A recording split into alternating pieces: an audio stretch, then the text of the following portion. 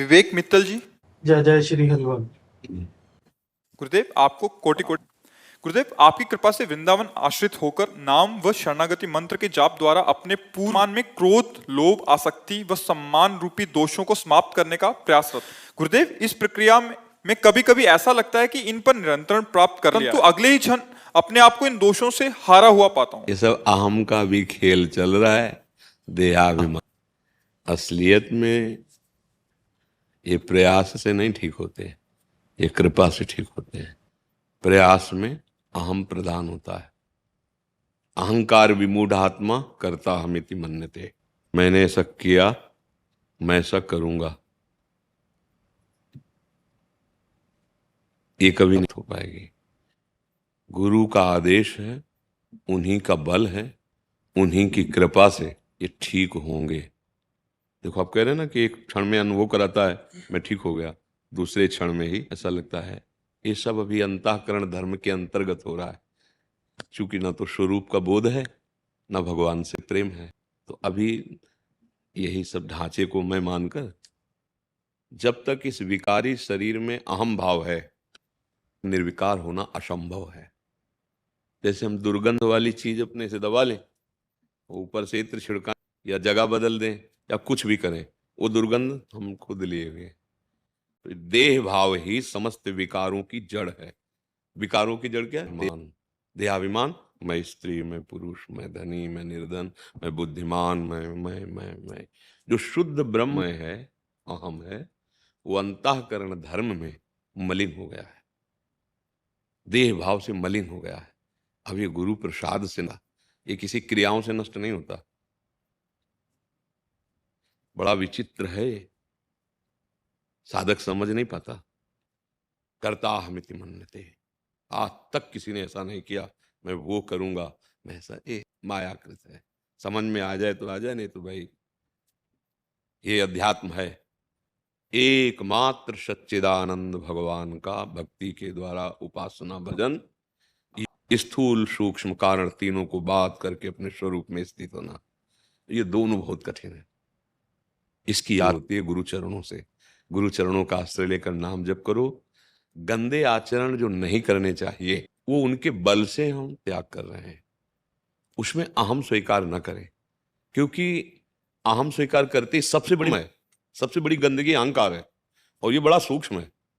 आप जब त्याग कर दोगे देह भाव, तब किससे कहोगे एक ही परम तत्व में विराजमान है, ये प्रदर्शन किसके लिए? तो क्या होता है, देहाभिमानी जीव सतमार्ग का आना चाहता है, पर अहंकार जो है वो सतमार्ग में ऐसी टांग मारता रहता है कि गुरु ही पकड़ रहे नहीं। गुरुदेव की दृष्टि में चोर छुप नहीं सकता, गुरु में मन को चलाने से होगा।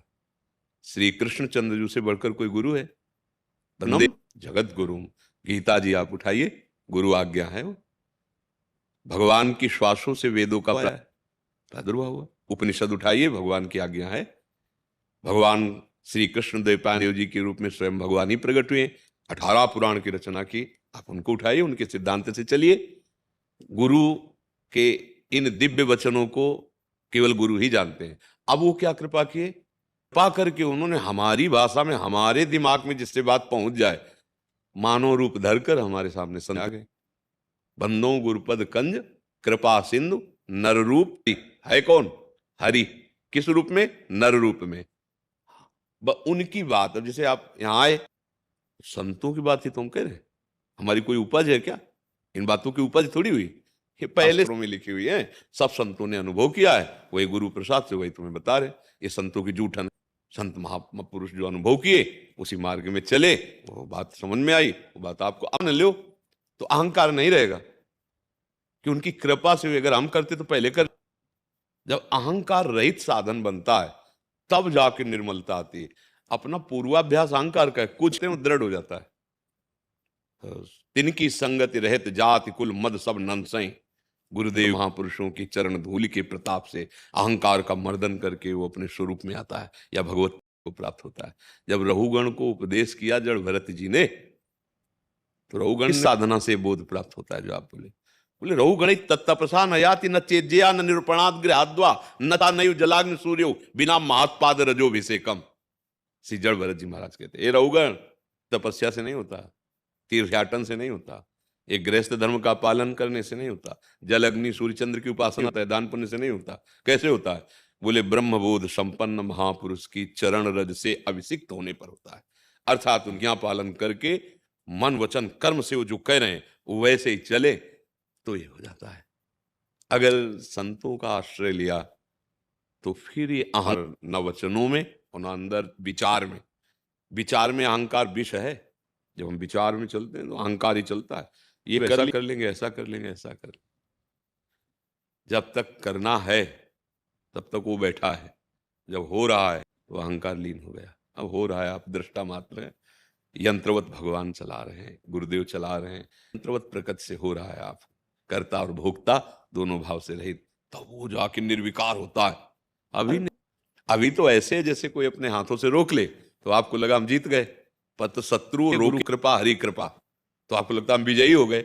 अगर ऐसे समेट ले तो अभी धराशायी हो जाए। इतना उस कृपा की तरफ देखो, तुम्हारी कृपा तुम्हें रघुनंदन जहां नहीं गत। हम पर भगवान की बड़ी कृपा है, गुरुदेव की बड़ी कृपा है, संतों की बड़ी कृपा है, जिससे हमें सतमार्ग मिला, जिसमें हम चल रहे हैं, उन्हीं के पावर से चल रहे हैं, वही अनुभव कराएंगे।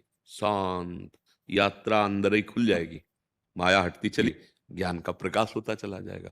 जब ये होता मैं करता हूं, मैंने इतना जीत लिया, उतना कुछ नहीं, ये सब मनीराम के खेल है। सच्ची कह रहे हो, तुम जो कह रहे हो ऐसे ही है।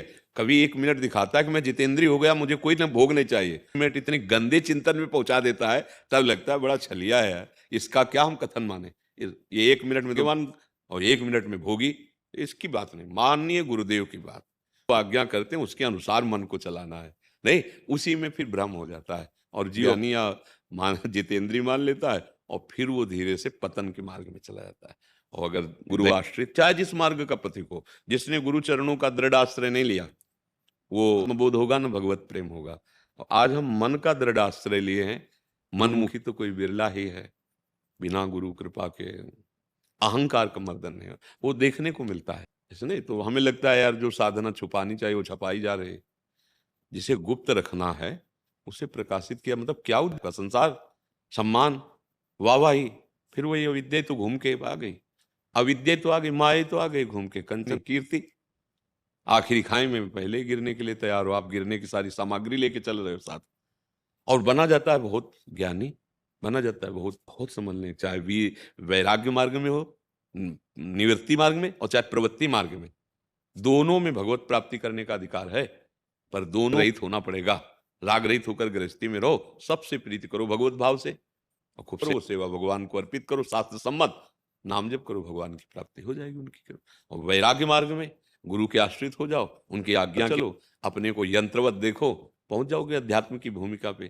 पर है कठिन बातें कहना सर, आज्ञा पे चलना मन मार के बहुत कठिन बात नहीं है गुरुदेव। यही मन जब से शरणागत, तब से जो पहले विकार की जो बाढ़ बह रही थी उस पर बांध बनना शुरू हो गया, फिर भी वो बाढ़ में से रिस के अभी भी। अरे ये बहुत ऊंचाई तक है, छोटी मोटी बात नहीं। भगवान श्री कृष्ण के पुत्र का नाम क्या था जो रुक्मिणी जी से प्रकट हुए? जानते हो कौन है? साक्षात काम है, नाती लड़का बच्चा उन्हीं के हैं। बहुत ऊंचाई तक है, ये छोटी मोटी बात। जब तक उनका साक्षात्कार नहीं हो जाता या तत्वबोध नहीं हो जाता, तब तक मन पर विश्वास न करे। एक माँ भिक्षा मांग के रोज निकलते थे, ग्राम के बाहर वैश्या की थे मकान था, तो वो बाहर निकलती कहती हमारे बकरे की दाढ़ी अच्छी की महात्मा जी आस करती। तो जब वो अपनी शैया पे पड़े थे, शरीर पूरा होने को ही था, तो शिष्य बुला ला उस वैश्या को, आए बोले बेटा मेरी दाढ़ी अच्छी। आपने उस समय क्यों नहीं कहा जब हम आपका उपहास करते थे? बोले विश्वास नहीं था। अब मैं जा रहा हूं भगवान के, पक्का विश्वास। अर्थात जब तक शरीर मरणासन में न पहुंच जाए तब तक हमें विश्वास नहीं, मन धोखा देता है। इसीलिए आजीवन महात्मा जन इस खतरनाक मन से सावधान रहते हैं। हम लोग मन ही को सलाहकार बनाए, नहीं बनाए। वो जो कहे, जो अच्छा लगे वही करें। बोले आज मन कहता ये खाएं, आज मन मन मन सारा खेल इसी का है। विषयों की कामना से, नाना प्रकार की भोग सुखों की वृत्ति से जब तक मन बंधा है, तब तक ज्ञान विज्ञान चाहे जितना वर्णन करो सब धोखा है, छलावा है। और निर्विषय होकर एक सच्चिदानंद भगवान में, वही मन ब्रह्म है। इंद्रियाणाम मनश्चास्मि, भगवान ने कहा इंद्रियों मन में नाम जप करो, बिना विषय के शरीर नहीं चलता। ये भी तो सब विषय ना। धर्म का सेवन करो, अधर्म उन विषयों का त्याग करो, और जो सत्संग मनन करो, धीरे धीरे हृदय पवित्र होगा। जैसे निर्मल जल में शांत जल नीचे क्या है देख सकते हैं, ऐसे निर्मल अंतःकरण में, शांत अंतःकरण में ये कहाँ से प्रकाश? तो सबकर परम प्रकाशक जो ही, उसे भगवान कहो, आत्मा कहो, ब्रह्म को, वहां फिर पहुंच हो जाती है। पहले मन शांत हो, निर्मल मन जन वो मोहि पावा, भगवान कह रहे ना। तो हम पहले मल रहित हो, नाम जप, धर्मयुक्त विषयों का सेवन, हाँ, सब कर्म भगवान को समर्पित, बढ़िया आनंद आ जाएगा। अपने में जो सद्गुण दिखने लगे तो डर जाना, हम जागृत हो रहा है।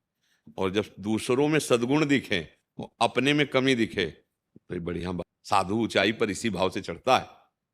हाँ, वो अपने दोषों के जरा से भी सूक्ष्म वृत्ति को भी पहाड़ जैसा देखता है, और दूसरे के जरा से सद्गुण को पहाड़ जैसा देखता है।